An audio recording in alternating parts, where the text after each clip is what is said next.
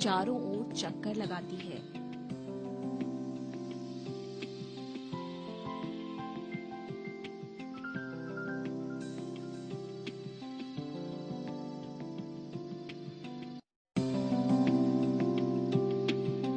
एक गेंद को थोड़ा सा धक्का देने पर वो गति में आ जाती है।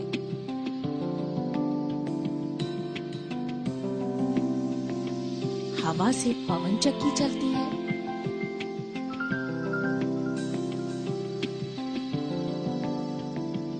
ट्रॉली को धक्का देने पर वो भी चलने लगती है। ऐसे में कभी तेज और कभी धीमे। इन सब गतियों का क्या कारण है? समय के साथ वस्तु की गति या चाल क्यों बदलती है? आज हम इन्हीं सब सवालों पर विचार करेंगे। आखिर गति का कारण क्या है? इस रुकी हुई गेंद को गति देने के लिए आपको धक्का देना पड़ेगा। इस मोटर गाड़ी की गति बदलने के लिए भी बल लगाना पड़ता है।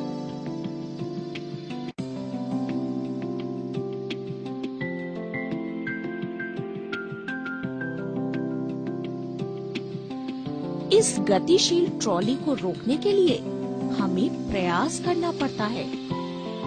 तो हम कह सकते हैं कि किसी वस्तु को गति देने के लिए या फिर उसकी गति में परिवर्तन करने के लिए हमें उसे धकेलना, ठोकर लगाना या फिर खींचना पड़ता है, यानी बल लगाना पड़ता है।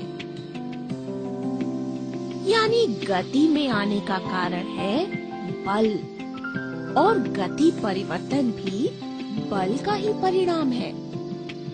यदि गति की दिशा बदलती है तब भी बल लगाना पड़ता है, और बल के प्रयोग से वस्तु का आकार या आकृति भी बदली जा सकती है। बल लगाने पर गोलाकार गेंद अंडाकार हो जाती है। इसी प्रकार स्प्रिंग की लंबाई को बल प्रयोग करके छोटा या फिर बड़ा कर सकते हैं।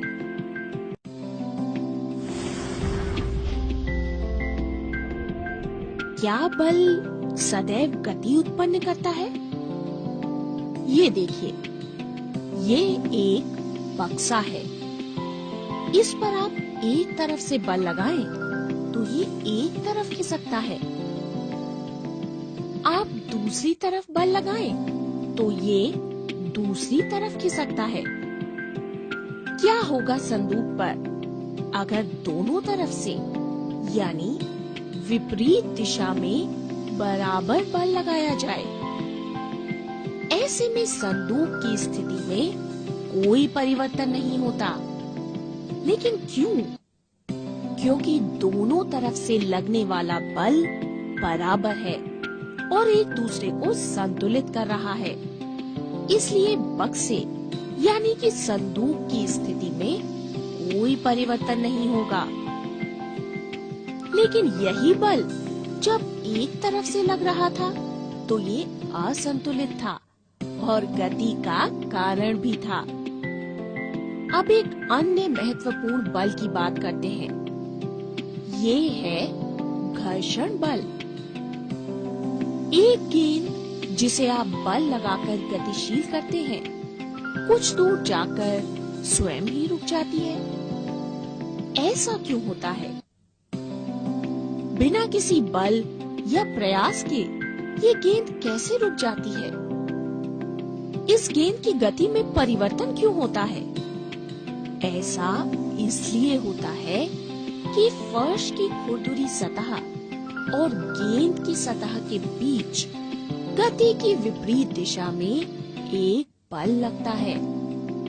ये बल गतिशील गेंद की गति को धीरे धीरे कम कर देता है और अंत में गेंद को रोक देता है। इस बल को ही घर्षण बल कहते हैं। इसी कारण भारी बक्से कम बल लगाने पर खिसकते नहीं हैं, क्योंकि घर्षण बल लगाए गए बल को संतुलित कर देता है और बक्सा गति नहीं करता। लेकिन अगर लगाया गया बल घर्षण बल से अधिक है तो बक्सा खिसकने लगता है और बक्से की स्थिति में परिवर्तन हो जाता है, क्योंकि यहाँ असंतुलित बल कार्य कर रहा है। जब हम साइकिल चलाते हैं तो पैडल चलाना बंद करने पर साइकिल की गति धीमी होने लगती है, क्योंकि घर्षण बल गति की दिशा के विपरीत दिशा में कार्य करता है। साइकिल को गति में रखने के लिए हमें फिर से पैडल चलाना पड़ता है। लेकिन कोई वस्तु समान वेग के साथ तभी गतिशील रह सकती है जब उस पर लगाए जाने वाला बल यानी बाह्य और घर्षण बल संतुलित होते हैं तथा वस्तु पर कोई नेट बल कार्य नहीं करता। और यदि वस्तु पर लगाया गया बल असंतुलित हो तो वस्तु के वेग में परिवर्तन होता है, यानी वस्तु में त्वरण उत्पन्न होता है या फिर उसकी दिशा में परिवर्तन होता है। गैलीलियो ने घर्षण रहित आणत तल पर चिकनी कांच की गोली को नीचे की तरफ लुढ़काया और देखा कि गोली का वेग बढ़ गया, और जब कांच की गोली को ऊपर की ओर लुढ़काया गया तो उसका वेग घटता गया। जब दो आणत तलों को इस प्रकार जोड़ के रखा गया और कांच की गोली को एक तरफ से लुढ़काया गया तो कांच की गोली को जितनी ऊंचाई से लुढ़काया गया दूसरे आणत पर वो उतनी ही ऊंचाई तक गई।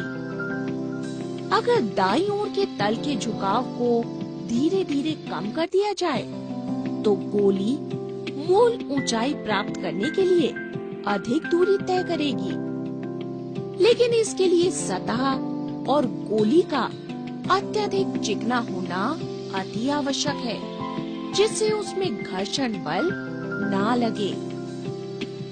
तो इन सब प्रेक्षणों से गैलीलियो ने ये निष्कर्ष निकाला कि जब तक कोई बाह्य बल काम नहीं करेगा तो गतिशील वस्तुएं समान गति से चलती रहेंगी।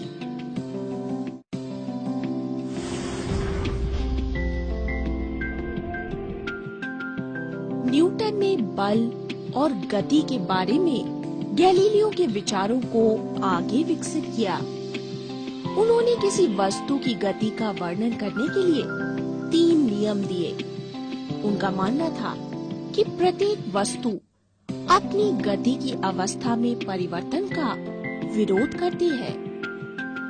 उनके अनुसार प्रत्येक वस्तु अपनी स्थिर अवस्था या सरल रेखा में एक समान गति की अवस्था में बनी रहती है जब तक कि उस पर कोई बाहरी बल कार्य न करे। वस्तु की इस प्रकृति को जड़त्व कहते हैं और न्यूटन द्वारा दिए गए गति के इस पहले नियम को जड़त्व का नियम कहते हैं। आपने कैरम खेलते हुए कैरम की गोटियों को एक के ऊपर एक रखकर ढेरी बनाकर स्ट्राइकर से जरूर मारा होगा। आपने देखा क्या होता है? करके देख लीजिए।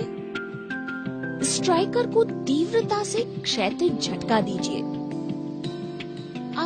इसमें तो केवल नीचे वाली गोटी ही निकली, बाकी सजी हुई गोटियां तो वैसे ही बनी रही। अब जरा कांच के खाली ग्लास के ऊपर एक कड़े ताश का पत्ता या गत्ते का छोटा टुकड़ा रखे। इस पर 5 रुपए का सिक्का रखे। अब पत्ते को अंगुलियों से तेजी के साथ झटका दे। ये क्या, पत्ता तो आगे निकल गया और सिक्का वो तो ग्लास में गिर गया। ऐसा क्यों होता है? इसे हम न्यूटन के जड़त्व के नियम द्वारा समझ सकते हैं। कैरम की सभी गोटियां रुकी हुई अवस्था में होती हैं। जब हम नीचे वाली गोटी पर तीव्रता से स्ट्राइकर के द्वारा मारते हैं, तो वो तो बल के प्रभाव से अपने स्थान से आगे निकल जाती है, लेकिन अन्य गोटियां, उन पर कोई बल नहीं लगता और वो अपने जड़त्व के कारण विराम अवस्था में उसी स्थिति में बनी रहती हैं।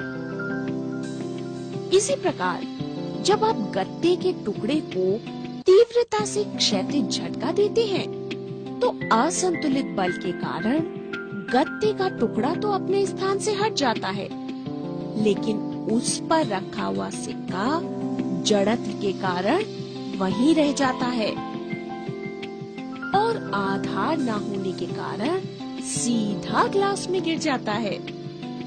यही कारण है कि जब हम बस में सफर कर रहे होते हैं और बस को अचानक ब्रेक लगती है, तो हम आगे की ओर गिरते हैं। क्यों? क्योंकि गाड़ी के साथ हमारा शरीर भी गतिज अवस्था में होता है और जैसे ही ड्राइवर ब्रेक लगाता है, तो गाड़ी तो स्थिर अवस्था में आ जाती है और गाड़ी के साथ साथ गाड़ी के संपर्क में रहे हमारे पांव भी रुक जाते हैं, लेकिन पांव के ऊपर का शरीर जड़त्व के कारण गतिमान रहता है, इसीलिए हम आगे की ओर गिर जाते हैं। ठीक इसके विपरीत अनुभव हमें तब होता है जब हम बस में खड़े होते हैं और बस अचानक चल पड़ती है। इस स्थिति में हम पीछे की ओर झुक जाते हैं, क्योंकि हमारा पैर जो मोटर बस के फर्श के संपर्क में होता है, बस के साथ गति में आ जाता है, लेकिन शरीर का ऊपरी भाग वो जड़त्व के कारण इस गति का विरोध करता है और अपनी स्थिति में ही बना रहता है, यानी पैर तो आगे चले जाते हैं और शरीर वो पीछे रह जाता है।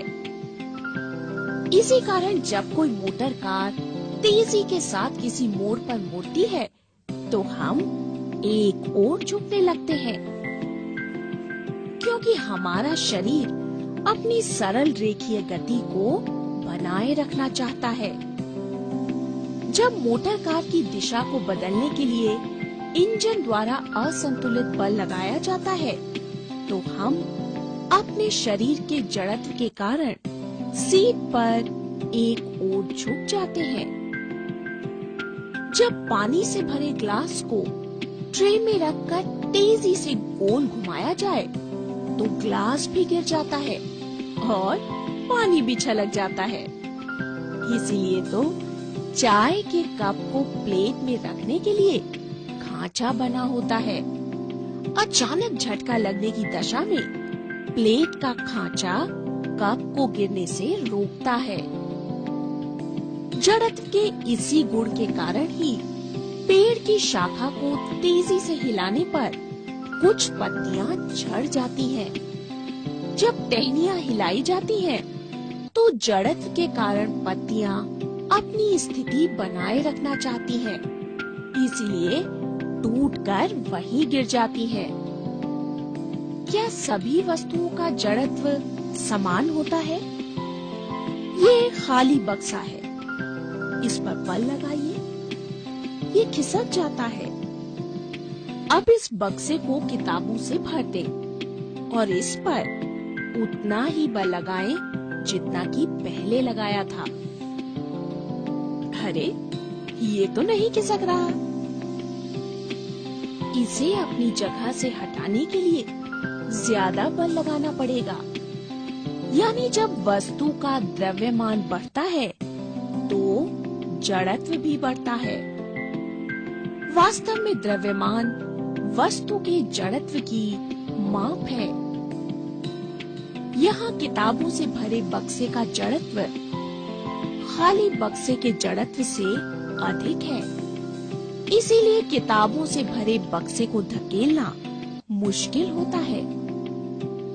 इसी प्रकार जितना बल लगाने पर ठेला गाड़ी चल पड़ती है, उतना ही बल माल से लदे ट्रक पर लगाएं, तो ट्रक की स्थिति में कोई परिवर्तन नहीं आता। क्योंकि ठेला गाड़ी की तुलना में ट्रक का द्रव्यमान अधिक है, इसीलिए उसका जड़त्व भी ज्यादा है और इसीलिए उस पर स्थिति परिवर्तन के लिए बल भी अधिक लगाना पड़ेगा।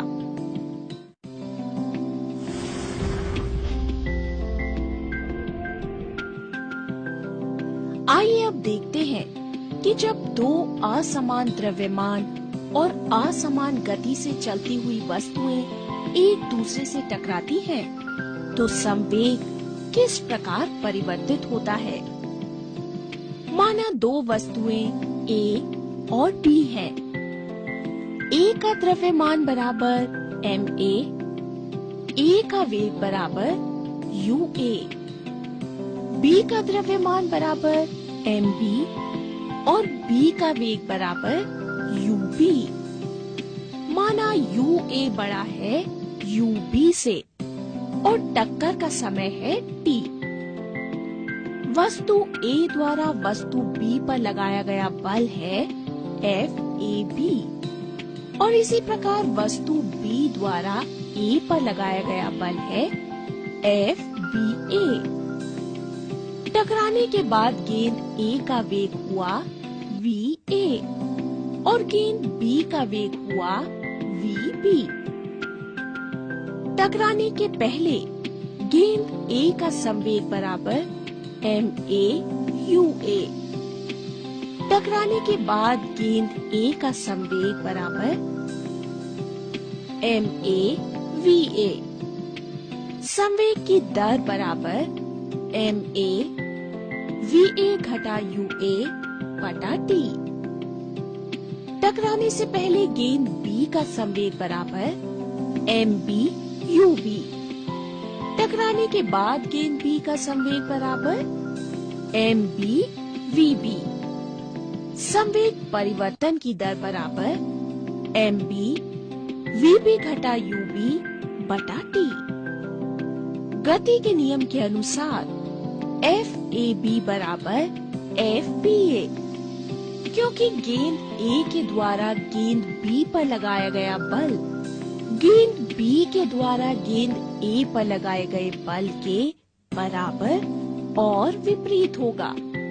Fab बराबर घटा Fba, यानी ma va घटा ua बटा t बराबर घटा mb vb घटा ub बटा t,